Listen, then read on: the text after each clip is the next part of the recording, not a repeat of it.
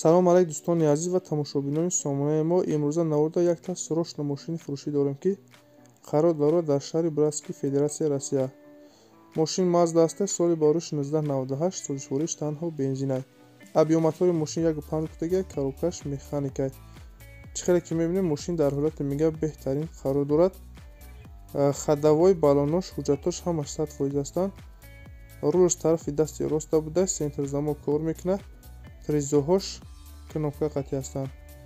мошин чӣ хеле ки гуфтем, қарор дорад дар шаҳри Братски, Федератсияи Россия. нархи мошина 160 000 рубли русӣ мега.